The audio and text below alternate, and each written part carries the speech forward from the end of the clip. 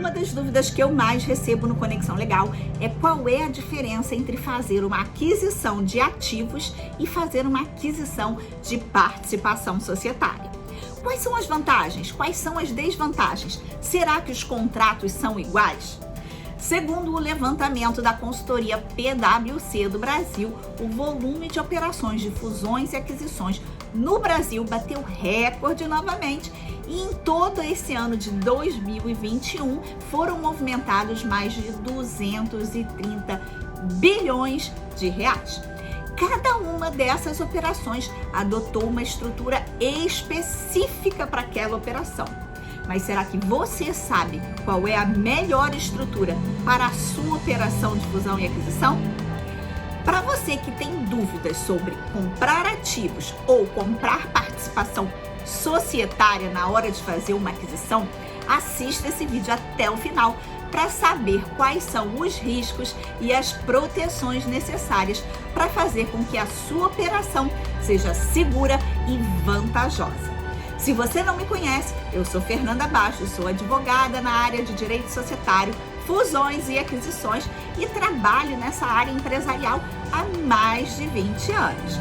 Até 2020, até dezembro de 2020, eu era sócia de um dos maiores escritórios do Brasil, atuando na área de fusões e aquisições e trabalhando com as maiores operações do mercado.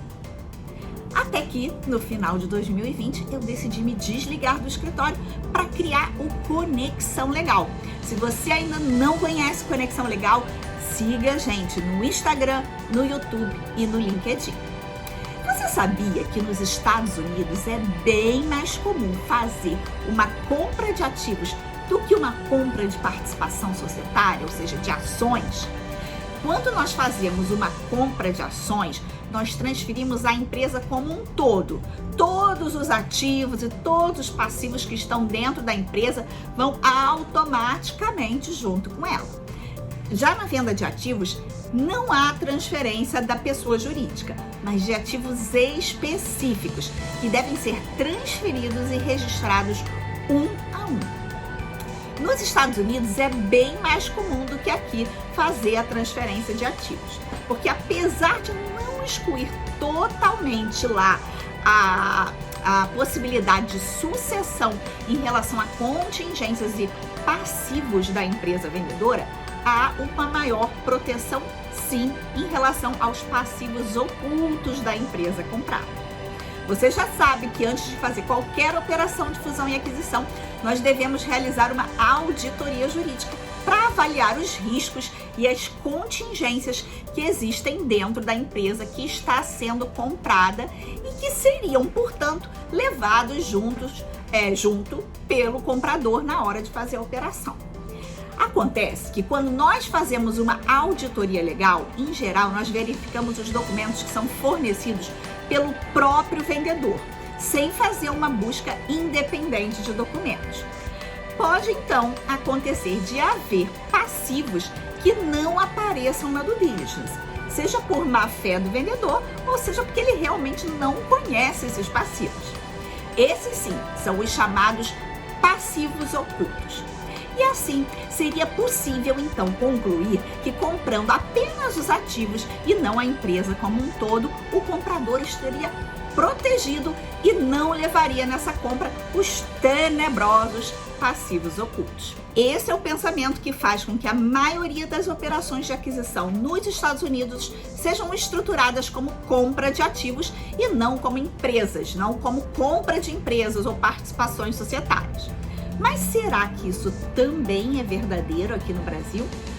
Antes de contar mais sobre esse assunto, eu quero te convidar a curtir esse vídeo e nos ajudar para que nós possamos saber quais são os temas que interessam a você.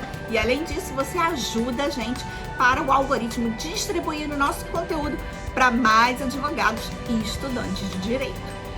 Como eu disse antes, você pode acompanhar o conteúdo do Conexão Legal no LinkedIn, no Instagram e no YouTube, e lá você confere muitas informações, dicas e ensinamentos sobre a área jurídica empresarial. A ponto poucos anos atrás, eu estava assessorando uma grande empresa brasileira em uma aquisição de uma outra empresa nos Estados Unidos. Se você não tem licença para atuar como advogado nos Estados Unidos, o que a gente chama lá de bar, né, que é a OAB de lá, você não pode opinar sobre lei americana. E, portanto, você deve, se for contratado para isso, recomendar ao seu cliente que ele contrate um advogado local. E foi exatamente isso que eu fiz nessa operação. Eu, como advogada de confiança do meu cliente aqui da empresa brasileira na área de fusões e aquisições, fui contratada para coordenar e supervisionar o advogado americano.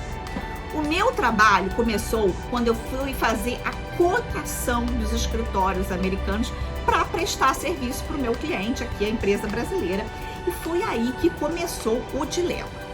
Todos os escritórios me disseram a mesma coisa. O preço varia muito se vocês forem adotar uma estrutura de compra de ativos ou uma estrutura de compra de participação societária. Para entender, então, qual é que seria a melhor opção, eu pedi que cada um desses escritórios me explicasse a questão, já que aqui no Brasil, como regra, a gente subentende que se a gente vai fazer uma fusão e aquisição, ela vai ser feita através da compra de participação societária, ou seja, cotas ou ações, levando tudo que tem dentro da empresa. Todos os advogados americanos me explicaram a mesma coisa. Nos Estados Unidos é bem mais comum do que aqui no Brasil fazer a transferência de ativos.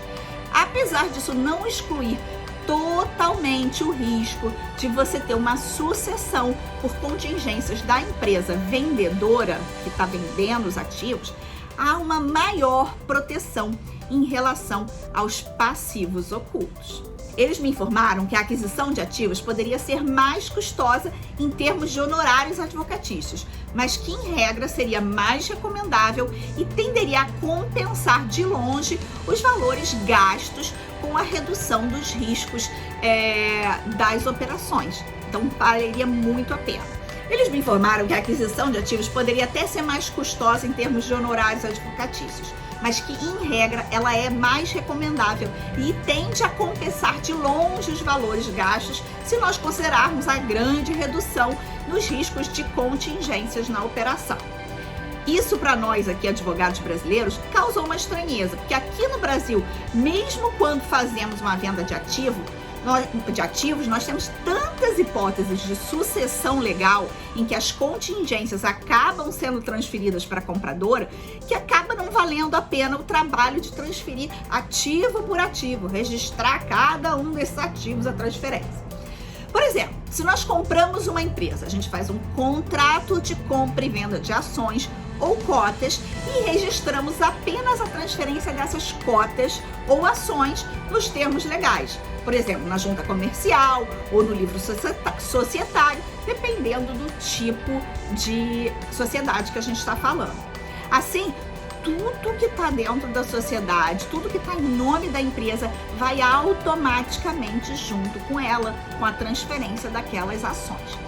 Por outro lado, quando a gente transfere ativos, a gente faz um contrato de compra e venda de ativos e nós temos que listar detalhadamente tudo que está sendo transferido. A regra é a seguinte: não foi listado, não foi transferido na venda. Além disso, a gente tem que registrar a mudança de titularidade de cada um dos ativos transferidos. Imóveis, marcas, licenças, lembrando que algumas licenças nem podem ser transferidas, então a gente tem que obter novas, empregados, equipamentos, estoque, etc, etc. Então, no Brasil, mesmo quando a gente vai ficar só com uma parte da empresa, é comum a gente fazer um drop-down, ou uma cisão dos ativos que a gente quer levar, que a gente quer comprar e botar eles dentro de uma outra empresa. Vou explicar. No drop-down, a empresa vendedora integraliza o capital de uma subsidiária com os ativos a serem vendidos e nós compramos então as ações ou cotas dessa subsidiária. Na cisão, A empresa vendedora cinde, corta lá uma parte dos ativos, aquela parte que vai ser transferida, que vai ser vendida, e em geral incorpora essa parte cindida em uma outra empresa existente ou constitui uma nova empresa com essa parcela cindida.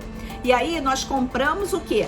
As cotas ou ações desta empresa que recebeu a parcela cindida e não ativo por ativo. Em ambos os casos, tanto no drop-down quanto na cisão, a gente compra participação societária, ou seja, ações ou cotas. Tudo que está no nome da empresa vai automaticamente junto com ela. Imóveis, marcas, empregados, equipamentos, licença, estoque, tudo que eu já falei antes, tá? Acontece que a compra de ativos, ela tem a grande desvantagem da gente ter que transferir a titularidade de ativo por ativo sem ter o benefício de nos resguardar dos passivos. Mas por que isso, Fernanda? Porque a legislação brasileira possui tantas hipóteses de sucessão legal pelo comprador dos ativos que não vale o trabalho de você ir transferindo ativo por ativo. Em regra geral, quanto mais significativos os ativos que nós estamos levando em relação ao patrimônio da empresa vendedora, maior a chance do comprador ser considerado um sucessor dos passivos do vendedor. Claro que cada área tem uma regra específica, tributário, trabalhista, ambiental, consumidor, etc. Mas o raciocínio em geral é esse. Quanto menos são os ativos remanescentes na empresa vendedora, maior a chance do comprador ser considerado um sucessor dos passivos do vendedor. Se você tem interesse em fusões e aquisições, eu vou deixar aqui embaixo no YouTube ou lá no link no nosso site conexãolegal.com.br, a depender aí de onde você vai estar assistindo esse vídeo. Vou deixar o link para você conhecer o nosso curso Descomplicando as Fusões e Aquisições, onde você aprende tudo sobre essa área e ganha segurança para assessorar clientes em compra e venda de empresas. Se você gostou do conteúdo desse vídeo, eu te convido para conferir um outro vídeo nosso chamado Os 7 Sinais de que você provavelmente vai gostar de trabalhar com fusões e aquisições.